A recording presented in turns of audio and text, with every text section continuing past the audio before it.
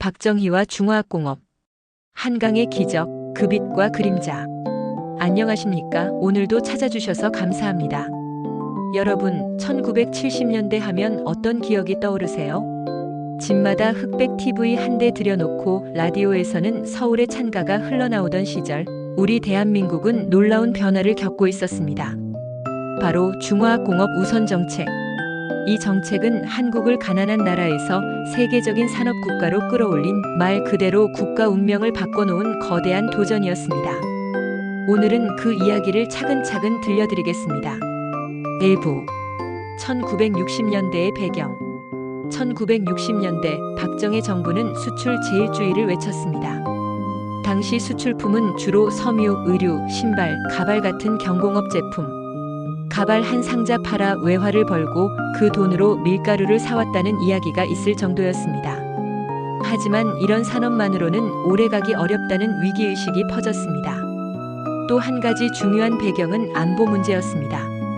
1968년 1.2.1 사태, 청와대 기습 미수 사건. 미국은 베트남전에 몰두하며 주한미군 감축을 검토했습니다. 이제 우리 스스로 나라를 지켜야 한다는 절박한 목소리가 터져나왔습니다. 2부 중화학공업 우선 정책의 선언. 1973년 1월 박정희 대통령은 특별선언을 발표했습니다. 앞으로 한국은 철강, 비철금속, 기계, 조선, 전자, 석유화학 6가지 산업을 집중적으로 키우겠다고 했습니다. 당시 국민들은 깜짝 놀랐습니다. 우리나라가 무슨 힘으로 철강과 조선을 하겠다는 건가? 일본도 아직 버거운 산업인데. 하지만 박정희 대통령은 강하게 밀어붙였습니다. 포항제철을 짓고 울산에는 석유화학 단지를, 창원에는 기계공단을 만들었습니다. 당시 노동자들의 땀과 열정은 대단했습니다. 한겨울에도 철판 위에서 용접하며 불꽃이 눈앞에서 터져도 꾹 참고 버텼습니다. 조국 근대화를 위해 라는 구호가 그들의 힘이었습니다. 3부 산업 현장의 생생한 모습. 포항제철 뜨거운 용광로, 우리도 이제 철강을 만든다는 감격. 울산 석유화학단지 냄새와 연기 속에서 일하던 노동자들. 창원 기계공단 정밀 기계를 다루며 이제 우리도 첨단을 한다는 자부심. 거제도와 울산의 조선소 세계 1등 조선 강국의 첫걸음. 당시 신문 기사에는 이런 제목이 실렸습니다. 가발 수출국에서 조선 강국으로. 4부 중화학공업이 가져온 성과. 1970년대 후반 한국은 눈부신 성장을 했습니다. 자동차, 조선, 전자, 철강 수출이 본격적으로 시작. 수출품 구조가 경공업에서 중화학공업으로 바뀌었습니다. 한강의 기적이라 불리며 전 세계가 놀라워했습니다.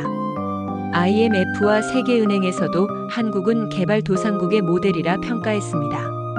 5부 빛과 그림자. 하지만 모든 것이 좋았던 것만은 아니었습니다. 정부가 산업을 정해 밀어붙이다 보니 중복 투자와 공급 과잉 문제가 발생했습니다. 재벌 중심으로 혜택이 몰려 대기업은 커지고 중소기업은 더 힘들어졌습니다. 공업단지가 들어선 울산 온산 지역은 심각한 환경 오염에 시달렸습니다. 바다에선 고기가 잡히지 않고 아이들이 기침을 달고 산다는 주민들의 하소연.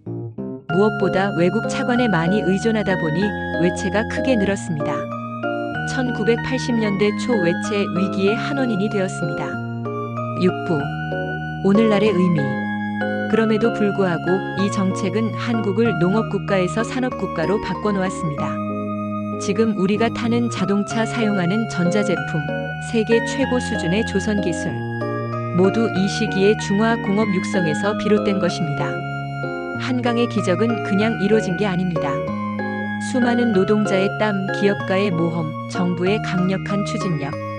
오늘날 우리가 누리는 경제적 풍요는 그 세대의 희생 위에 서 있습니다. 오늘은 한국 경제사를 바꾼 중화공업 우선 정책에 대해 말씀드렸습니다. 여러분은 어떻게 들으셨습니까? 그 시절을 직접 겪으신 분들은 아마 그 현장의 뜨거움과 어려움을 생생히 기억하실 겁니다. 우리가 누리는 오늘의 번영은 결코 당연한 것이 아니었습니다. 수많은 사람들의 땀과 눈물이 있었기에 가능한 일이었습니다. 이 영상을 보신 여러분께서도 그 시절의 도전과 희생을 다시 한번 떠올려 보시길 바랍니다. 오늘 이야기 끝까지 함께 해주셔서 고맙습니다. 구독, 좋아요, 알림 설정 잊지 말아주세요. 다음 시간에도 더 좋은 이야기로 찾아뵙겠습니다. 감사합니다.